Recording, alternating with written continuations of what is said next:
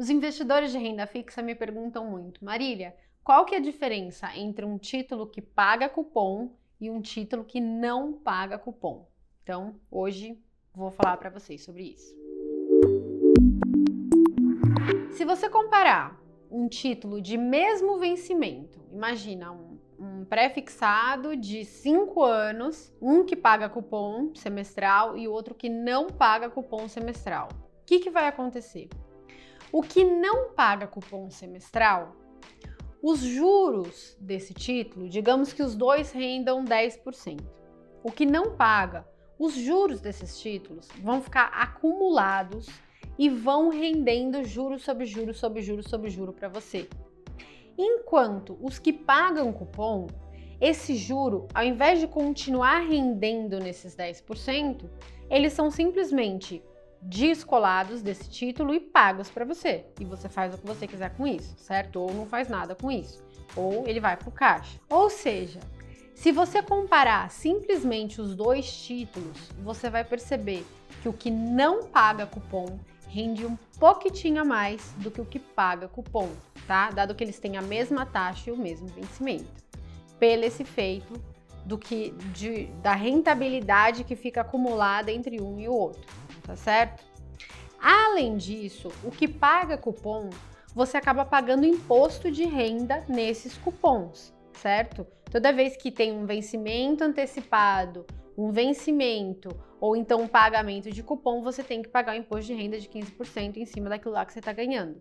Então, nesse pagamento de cupom, você paga também imposto de renda. Enquanto no que não tem cupom, esse imposto de renda que você pagaria acaba rendendo juros sobre juros sobre juros para você, tá bom? Então, tem uma diferença de rentabilidade sim. Diferença número 2. Um título que paga cupom tem a duration mais curta. Vou explicar, gente. O que é duration? Duration é prazo médio de recebimento dos fluxos.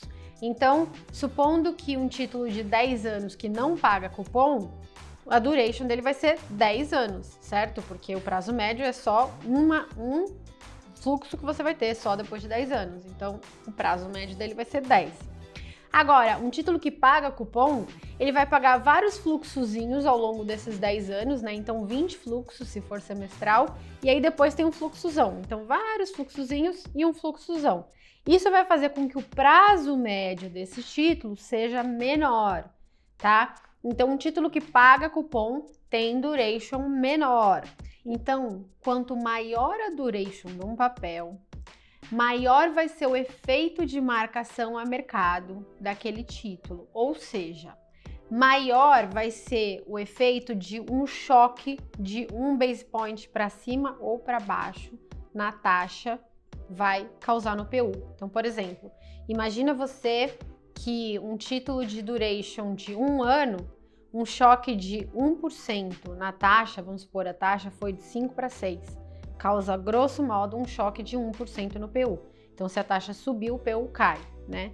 Então, você perde 1% no seu título. Um título de 10 anos, né, de duration de 10 anos, um choque de 1% para cima, causa uma consequência de mais ou menos 10% para baixo, porque são 10 anos, né? 10 anos trazidos a valor presente, então 10%.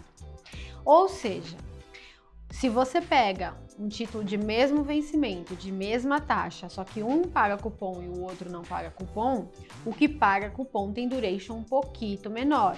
Ou seja, o efeito de um choque para cima ou para baixo na taxa vai ser também um pouquinho menor no preço desse papel, na variação do PU desse papel.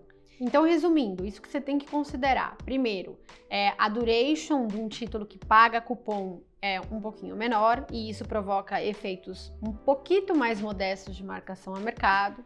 2, o que paga cupom rende um pouquinho menos por conta dos juros que deixam de render e por conta do imposto de renda que você paga em cada cupom. Então, qual é melhor, Marília, o que paga cupom ou o que não paga cupom? O que eu acho, tá? Como você acumular o juro sobre juro sobre juro te dá um retorno um pouco maior depois, se você não precisa receber o cupom, se você não tem se você não depende dessa rentabilidade nem nada, não escolhe o que paga cupom, escolhe o que não paga cupom, tá certo? Porque daí o que pagaria de cupom você está rendendo e não precisa ficar pagando imposto de renda. Então, se você não precisa, escolhe o sem cupom. Por exemplo, o pré-fixado, o sem cupom é a LTN. E no IPCA+, o sem cupom é o IPCA+ principal, ou NTNB principal, tá? Esses não pagam cupom. Hoje em dia, acho que no Tesouro Direto eles estão chamando de sem juro ou com juro, né? Sei lá, eles mudam o tempo todo. Mas enfim, agora você já sabe. Gostou desse tipo de conteúdo? Então não esquece de se inscrever no canal, assinar o sininho e tal, curtir. E claro, comentar aqui qual o tema que você quer que eu fale a respeito de renda fixa, macroeconomia ou qualquer coisa.